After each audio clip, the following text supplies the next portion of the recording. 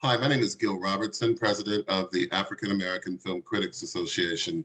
Today, we are thrilled to have the cast of the Apple TV Plus film Emancipation.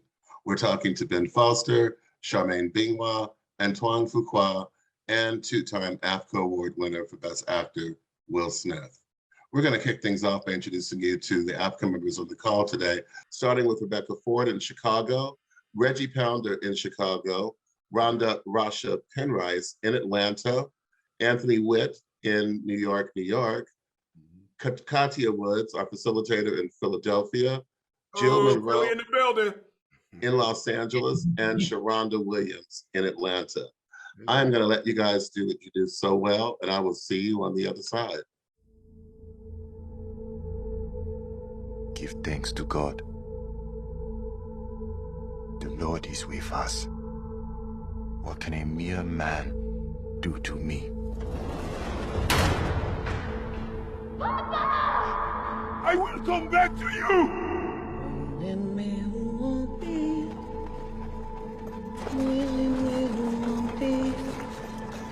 You walk the earth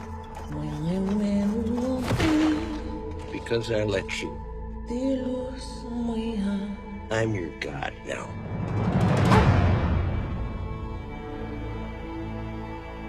Slaves are free. We must get to Baton Rouge through this swamp. Lincoln's army is dead. There are many ways to die in a swamp.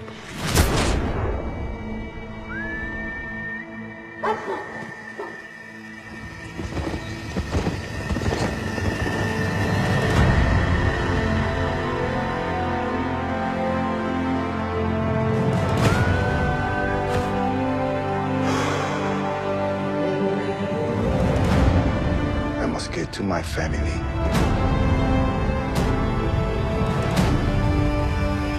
What if he don't come back? Your papa is going to be back. Do not ever stop believing that. She's persistent. Running, hiding, surviving.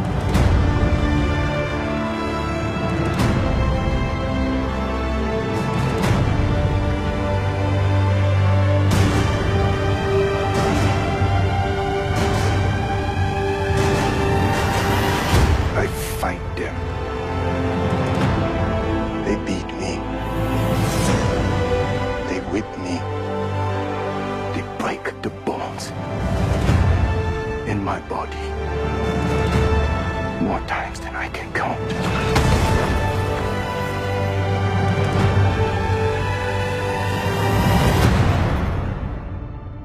But they never break me.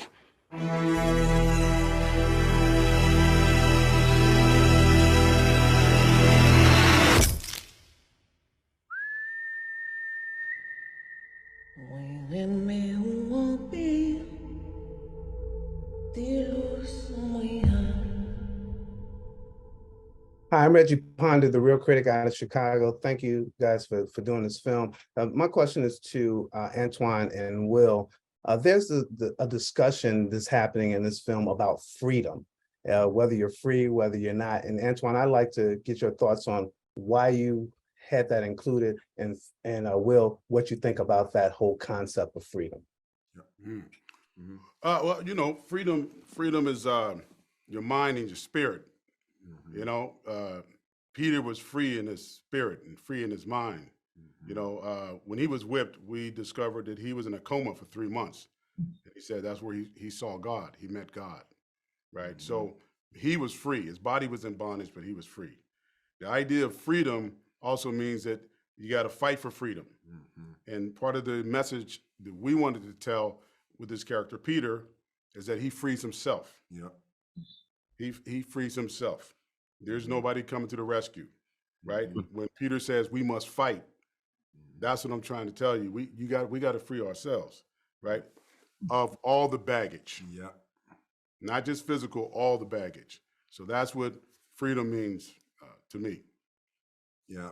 Yeah. And that, you know, that's that same concept.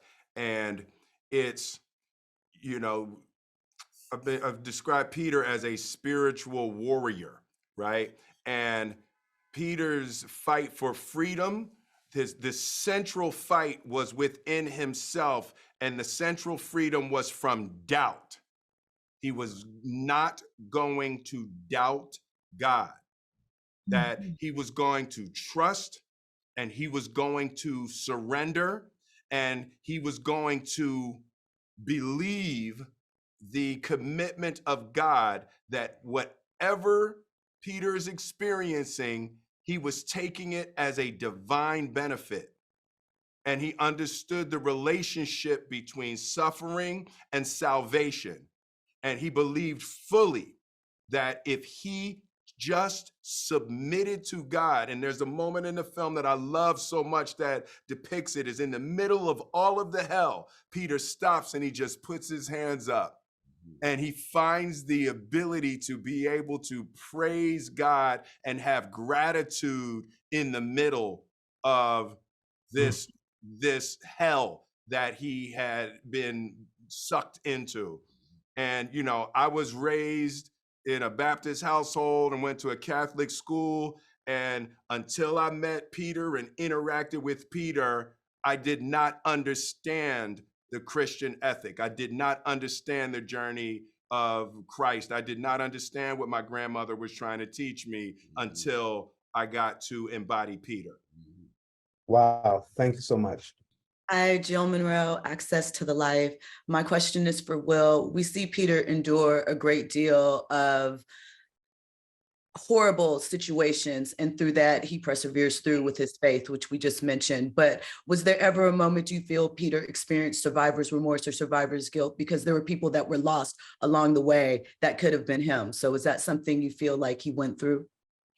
Yeah, there was a moment with Peter coming out of the tree.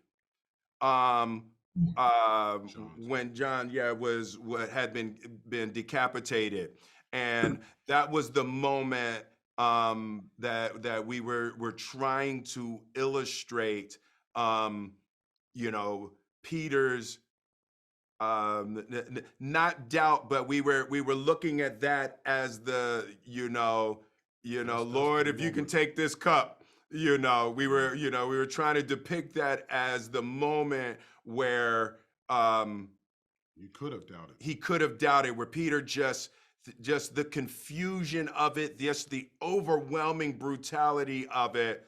That was the moment where it was his low moment, where he got closest to the edge of losing his faith. That's right. In the tree, you see him pray at the end of it. Yeah. Before he came out the tree. Yeah. Thank you. Hey, Anthony White with the movie blogs coming straight out of Brooklyn. Will, this question is for you. I think a lot of Black people are apprehensive to watch films like this because of the triggering subject matter. Yeah. You even avoided doing slavery films until you came across Peter's story. Absolutely. Can you talk a little bit about what it did to your psyche the first time playing Peter and wearing the shackles? Yeah. Yeah, that was the as an actor, there's always a magic moment where something happens and you understand the character, or at a minimum you understand how you want to depict the character. And that came for me in a fitting where we had the actual neck collar attached to the wrist chains, and we were trying it on for size to see how we were going to use it. And the prop master went to put the key in and it didn't work. And so I was locked, and they're scrambling around for about 15 minutes trying to find the key. And I'm standing there and I'm like, oh no. And I'm like, Will, relax. And I'm standing there, and it dawned on me that there are 10 people running around trying to get this thing off my neck, but nobody was trying to get it off of Peter's neck. Right. And in that moment, all of us, it's like I just felt it. I felt like like the degradation of it all, the human cruelty of it all, the helplessness and hopelessness of it all. And then Peter had to still find power within that. So yeah, there were a lot of things in that moment that I can't completely articulate, but from that moment, I felt like I had what I needed to depict Peter. One of the things you said, Will, I think is really important, is that you said you felt embarrassed. Embarrassed, yeah. And that was the thing. It was like I was standing there and I was locked and I couldn't get out. And I still can't even explain why, but I felt embarrassed. And then as I was standing there and they're going, and then that embarrassment made me lower my head and lower my eyes. So now I'm not looking people in their face. Because I'm an actor, I knew to not go away from it. I knew to lean into it. So I just leaned into that emotion and those feelings and kind of just let it have me a little bit. And, you know, finally when it came off of my neck and that burst of freedom, it was like I felt like I had a blueprint to understand the emotional journey of Peter. Hi, Kathy Woods with Couple Social and the Philadelphia Tribune. In the Super building. proud of you. Hey, 215. I'm super proud of you, Will, for this. And my question is for you and Ben. How hard was it? Because, you know, you have to step into a very ugly dynamic. And I'm sure, Ben, you're lovely, but you now have to have these scenes where it's very menacing and the words that are coming out of Ben's mouths are just callous.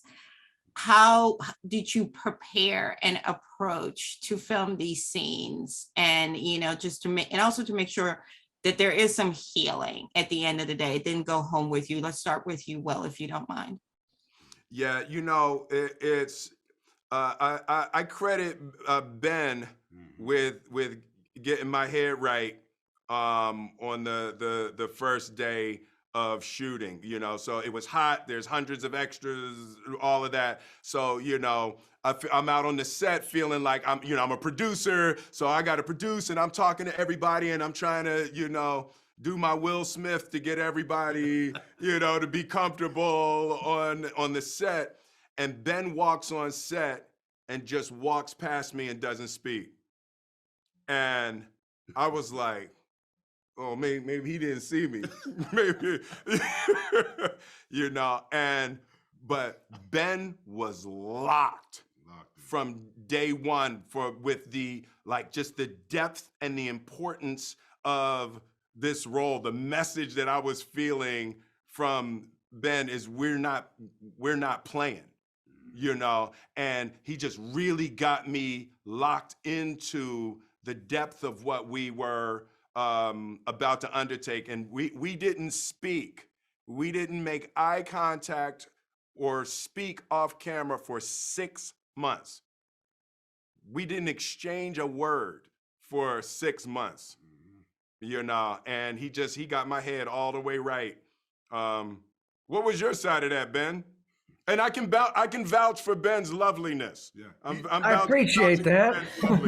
I do. The first time he told me no. Like, no way. Yeah, I didn't want to do this movie. Antoine calls me up, says, I'm like, absolutely not. I didn't say any such words. I didn't say that. I was like, oh, it's Mr. Fuqua, you know, big fan, forever. Will Smith, decades. I've been a huge fan. No. My grandparents are immigrants from Eastern Europe. They escaped the pogroms, Romania and Ukraine, and they marched with Martin Luther King a month after Selma. My grandfather would picket outside Woolworths because people of color were not allowed to eat at the cafe table. This is how I was raised. I do not want to be the face of white evil. Right. But then Antoine said something on the call where I've already decided, like, He said, I want to lift the veil. I want to lift the veil. I was like, please do. And we hung up and it was understood this was not going to happen. But then those words kept me up. They kept me up all night. And I went into a rabbit hole. It's like, what does that mean? Lift the veil, lift the veil. We've seen films about this time in America's history. We're reading the news every day. Last thing I want to do is be the face of that. And I didn't want to think about it. And in the not wanting to think about it, made me realize that I needed to think about it. And then the design came, and it was a very simple adjustment. I spent 2 days talking to my wife. I was supposed to do a different show. I was already in contract, but this thing kept banging around my head. I'm like, let's take him out of the South. That was the epiphany. Real simple. Just take him out of the South. Take Vassal out and put him in the plains. And if we put him in the plains, then we can start lifting the veil. Let's take the South. Not all Southerners are racist, period. Not all Northerners are civil rights activists. Right. He could be your neighbor. He could be a farmer next door. He could run the store. That's the racist that you got to look out for. And let's look at the seeds of racism. And then I called up Antoine. I was like, okay, what if we do this? And if we can have a peek of how is racism born? I don't have an answer for that. I'm not going to claim to, but how do you learn to hate? And he said, let's go. So we dove into saying, I don't know, but maybe I can help tell this story with Antoine and ask a lot of questions, scary, nervy questions about white fear. I walk on set and I don't see Will Smith. I see Peter. I see a man who's gone deep inside. I'm like, we don't need to talk. Let's do the work. So Will snapped me into attention. So I thank you for that. Yeah, that story he tells was a work. We worked on that. Ben, that story, that chilling story was so humanizing to understand institutional racism. That it's taught to the children, right? Because he says she was my friend.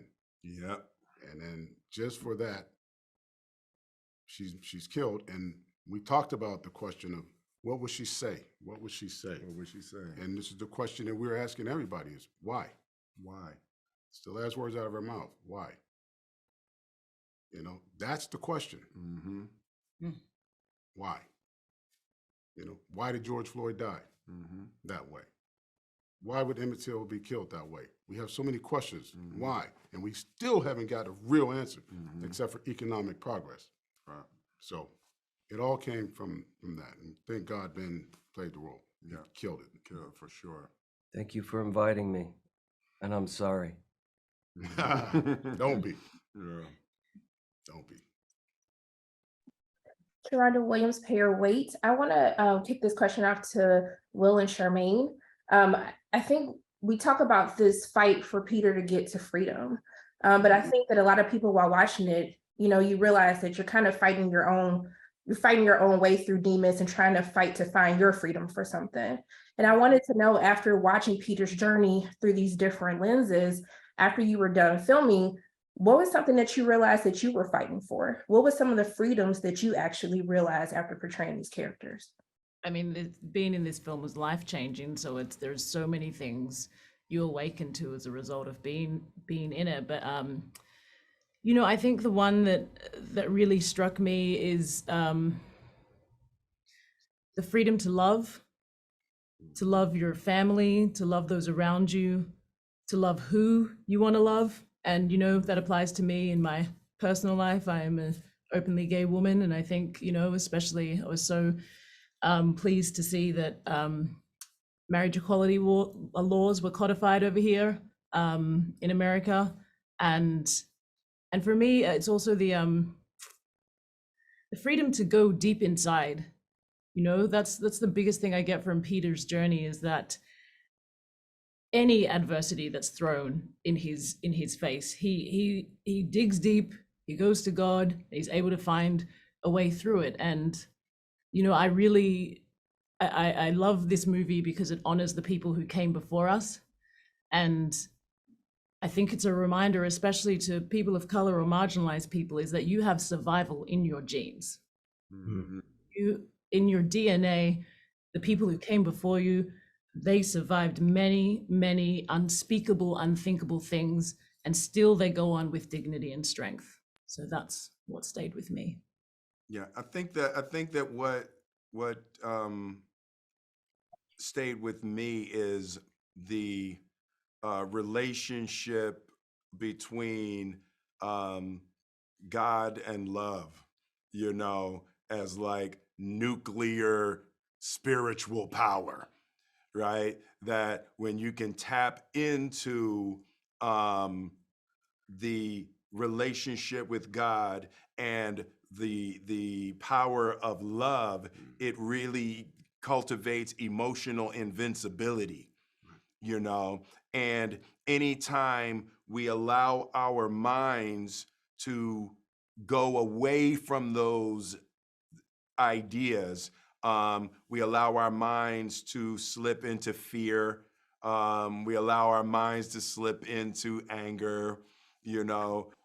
We allow our minds to slip into attack and defense, you know. When we allow our minds to slip out of the, you know, synonymous power of God and love, that we're falling toward the dark side, you know, and that the ultimate battle is I love the phrase that I heard is the ultimate battle to be in this world is, can you maintain an open heart in hell?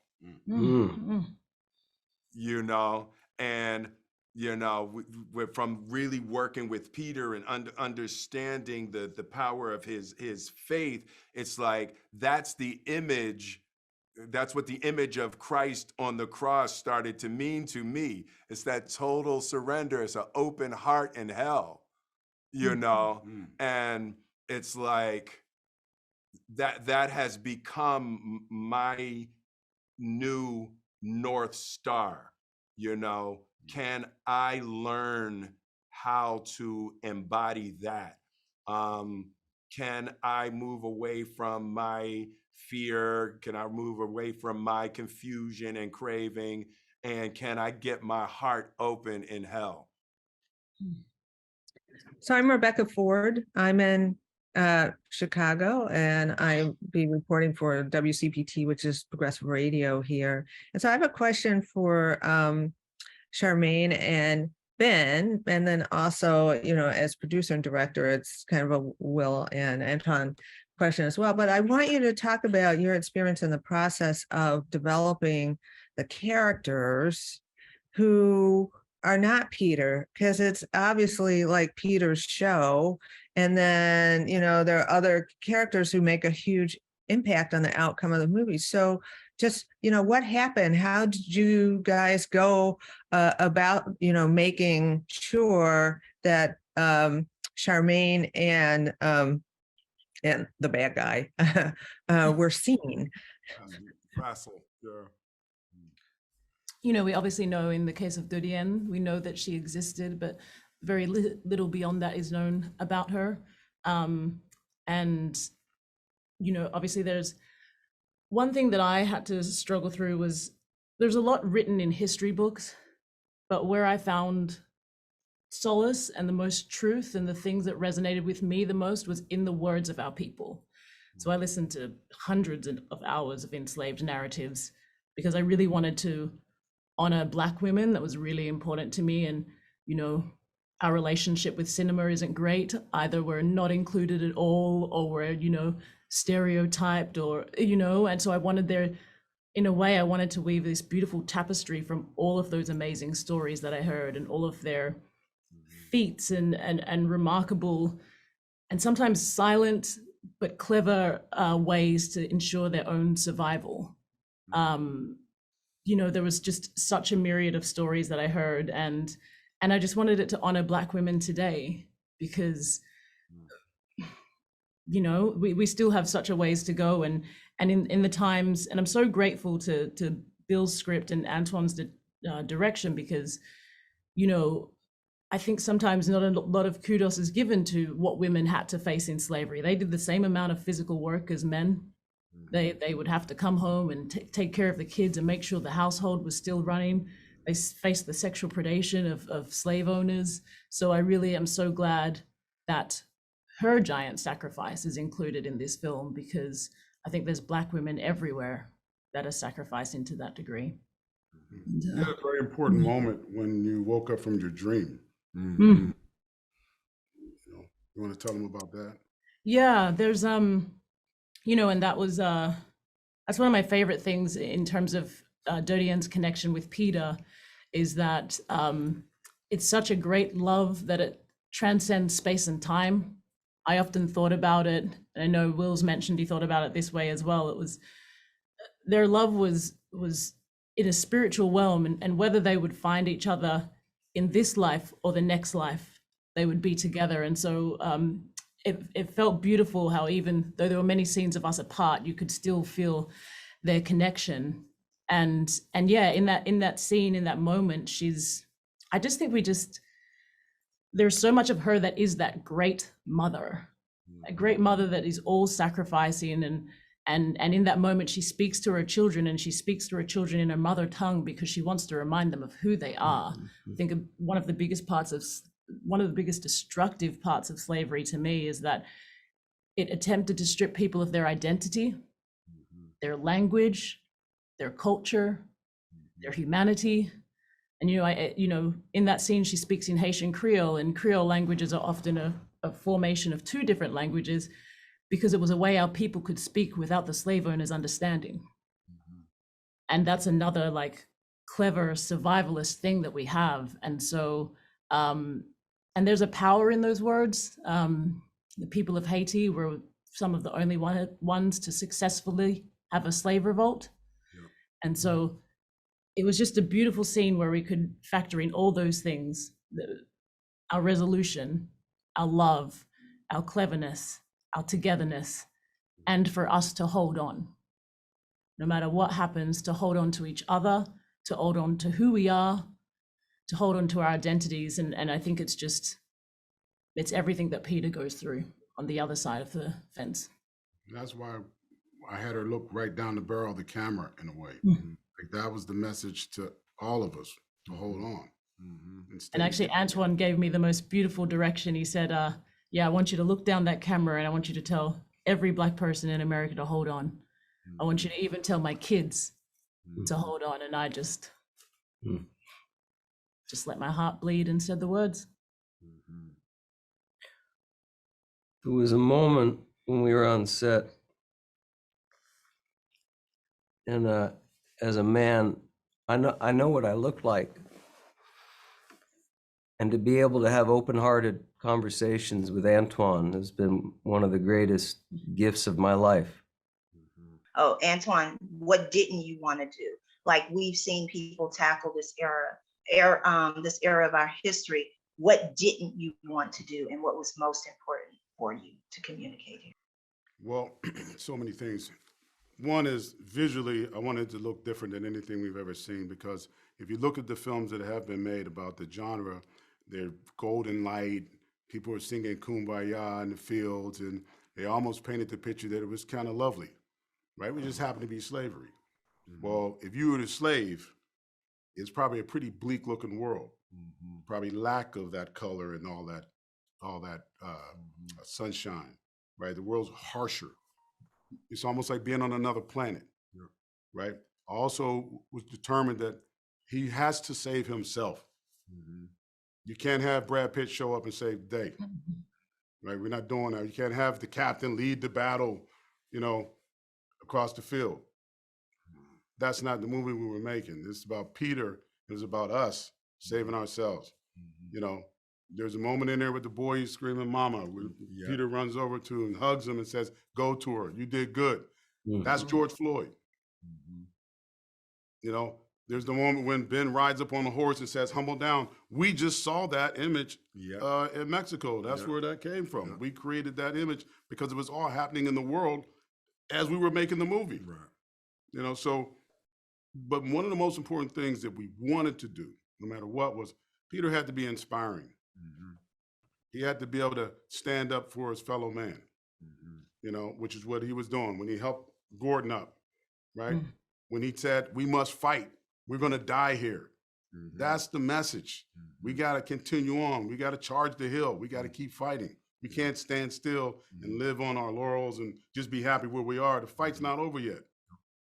You know, so we were determined to make a film that was going to be inspirational and also show our love. The ending of the movie was about showing love, family. Last thing he said is, God is so good. There was important. There was an image that we had talked about, and I saw it was in some protest. I don't remember exactly what it was, but it was a young black dude and an older black man, and the young black dude was holding his fist and he was saying, "Black power, black power." And the older dude said to him, hey, brother, just make it be black love. Just when you hold that fist, say black love. That's our power. That's our power.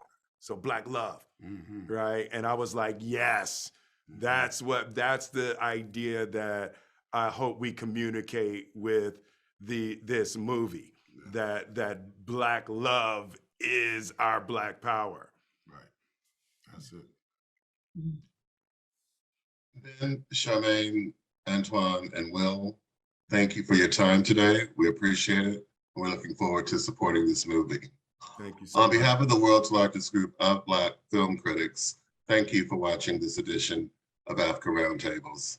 Have a great day and happy holidays. Happy Love you, holidays. Will. Happy holidays, God bless everybody. you Happy guys. holidays. You well. Thank you, everybody. Thank you, Stay healthy, Antoine. stay safe. All right.